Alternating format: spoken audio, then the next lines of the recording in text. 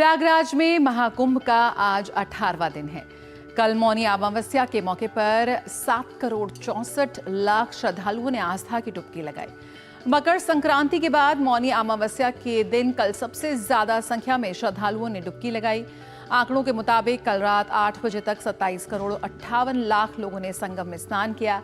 वहीं मेला क्षेत्र में संगम तट पर ही भगदड़ को लेकर मुख्यमंत्री योगी आदित्यनाथ ने बयान दिया कि ये घटना दुखद है। उन्होंने मृतकों के परिजनों को 25-25 लाख की आर्थिक सहायता देने की बात की है। उन्होंने कहा कि मेला प्राधिकरण, पुलिस प्रशासन, एनडीआरएफ, एसडीआरएफ सहित जितनी भी अन्य व्यवस्थाएं हो सकती थीं वहां पर तैनात की गई थी।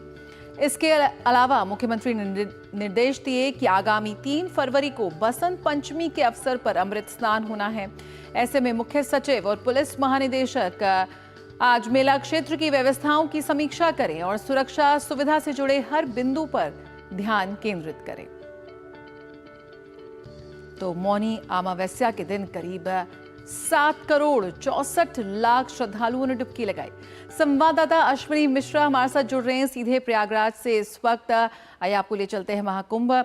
अश्विनी, सबसे पहले ये जानना चाहेंगे, जिस तरह से व्यवस्थाओं की बात लगातार हो रही है, अब सारा जोर ये है कि जो अगला अमृत स्नान है उसको लेकर कोई भी चूक ना रहे। किस तरह से इस वक्त मेला क्षेत्र में आप देख रहे हैं, अभी भी हम जैसे प्रतीत हो रहा है काफी कोहरा है, ठंड है, तो ऐसे में किस तरह से वहां पे व्यवस्थाएं देखी जा रही हैं क्योंकि करोड़ों श्रद्धालुओं का लगातार आना जारी है? निश्चित तौर से जया, हम ये दृश्य दिखाना चाहेंगे जो लोगों के आने का सिलसिला शुरू हुआ है पौष पूर्णिमा से 13 जनवरी से, वो अनवरत जारी है। अभी भी मेला क्षेत्र में करोड़ों की संख्या में श्रद्धालु मौजूद हैं। कल तकरीबन 7,64,00,000 से ज्यादा, आप मान सकते हैं कि 8 करोड़ के आसपास लोगों ने स्नान किया है। इसके पहले मौनी अमावस्या से ठीक एक दिन पहले 4 करोड़ के आसपास लोगों ने स्नान किया था। स्थितियां ये बनी कि जो 4 करोड़ के आसपास लोग पहुंचे, उनकी चाहे वो लालसा कहें चाहे लालच कहें, सबके मन में ये था कि हम अमृत स्नान भी कर लें, मौनी अमावस्या का स्नान कर लें। लोग मेला क्षेत्र से बाहर निकलने के लिए जो व्यवस्थाएं थी उनका उपयोग करने के बजाय मेला क्षेत्र में ही डटे रहे, वहीं बने रहे।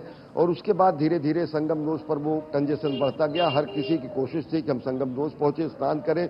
तो 4 करोड़ के आसपास उस दिन के और 8 करोड़ की जो आप कल शाम तक का बता रहे हैं लोगों का कंजेशन, तो सुबह का जो कंजेशन रहा, वो रात का कंजेशन रहा, वो अप्रत्याशित था संगम दोष पे।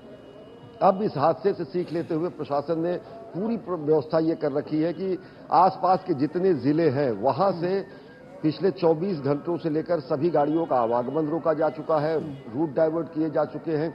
चाहे वो सुल्तानपुर हो, जौनपुर हो, प्रतापगढ़ हो, यहाँ रीवा के क्षेत्र में, मध्य प्रदेश के क्षेत्र में जाने वाले इलाके हो, कौशाम्बी का क्षेत्र हो, पूरे क्षेत्रों के जो प्रशासनिक अधिकारी हैं, पुलिस अधिकारी हैं, पुलिस के जोन अधिकारी हैं, उनसे मुख्यमंत्री योगी आदित्यनाथ ने बातचीत की है, दिशा निर्देश दिए हैं। सभी जितने हाईवेज के किनारे के लगभग 100 किलोमीटर तक के प्राइमरी स्कूल हैं, वहां पर भी लोगों को अस्थायी तरीके से, वाहनों का अस्थायी तरीके से रोकने की व्यवस्था की गई है।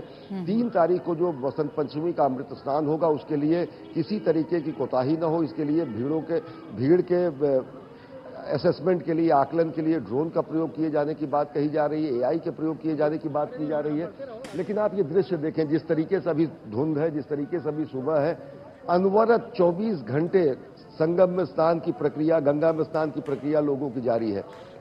रेलवे ने विशेष इंतजाम किए हैं कि रेल मंत्री अश्विनी वैष्णव ने वार रूम जाकर खुद रेल की व्यवस्थाओं का निरीक्षण किया, असेसमेंट किया। उसके बाद 200 से अधिक ट्रेनों का संचालन किया गया है, जो कि केवल मेला क्षेत्र से लोगों को आए। और अभी सबसे बड़ी चुनौती मौनी अमावस्या की बात थी कि ज्यादा से ज्यादा लोग यहां से इवैक्यूएट हो, यहां से मेला क्षेत्र को छोड़कर अपने गंतव्य की तरफ जाए। देखिए जिस तरीके से लोगों का उत्साह है, एक साक्षी भाव से, श्रद्धा भाव से लोग चले आ रहे हैं। और इसी जनसमुद्र की वजह से जो त्रिवेणी के किनारे जनज्वार और जनसमुद्र उठा है, वो उसकी ये स्थिति है कि आस्था का ये ज्वार उठा है। वो सारी जो स्थितियां हैं उनके लिए प्रशासनिक तौर से अगर देखिए, व्यवस्थाओं के तौर से देखिए, तो वो कहीं ना कहीं सारी व्यवस्थाएं होने के बाद इतना बड़ा जनसैलाब अगर कहीं किसी शहर में आ जाता है तो आप समझ सकते हैं कि स्थितियां क्या बनती है। अभी भी यही स्थिति बनी हुई है, जी। लेकिन प्रशासनिक तौर पर, परिचालन के तौर पर पूरे मेला क्षेत्र को जो है अभी बना दिया गया है नो व्हीकल जोन। वो आप जब आए थे उसके पहले से उस क्षेत्र को घोषित कर दिया गया था। तो आप देखें कि 5 मिनट के लिए अगर कोई मुखातिब हो रहा है तो लोगों की स्थिति ये बिल्कुल। है। आप कैमरा इधर कर लें तो लोगों का उत्साह जबरदस्त है, आस्था का सैलाब उमड़ा हुआ है। लोग साक्षी भाव से, भक्त भाव से सनातन धर्म के इस महापर्व में शिरकत कर रहे हैं। और सबसे बड़ी बात, सबसे अनुशासित तरीके से लोग आ जा रहे हैं। लोग स्नान करते हैं, सीधे अपने गंतव्य की तरफ जाते हैं। किसी तरीके की कोई असुविधा का इन लोगों को भान नहीं है। और सबसे बड़ी बात यह है कि इतना बड़ा जनसैलाब प्रशासनिक व्यवस्था के साथ साथ लोगों के अनुशासन से ही सकुशल संपन्न होगा। 3 फरवरी का जो स्नान पर्व होगा वो निश्चित तौर जी। से करोड़ों की संख्या में एक बार फिर लोग यहाँ पर आएंगे। जया। बिल्कुल, बहुत बहुत शुक्रिया अश्विनी जुड़ने के लिए। दुनिया के सबसे बड़े सांस्कृतिक समागम की लाइव तस्वीरें हम देख रहे थे, निश्चित रूप पर बेहद उत्साहित करती हैं। आस्था के समागम में लगातार करोड़ों रूप में श्रद्धालु पहुंच रहे हैं, वाकई बेहद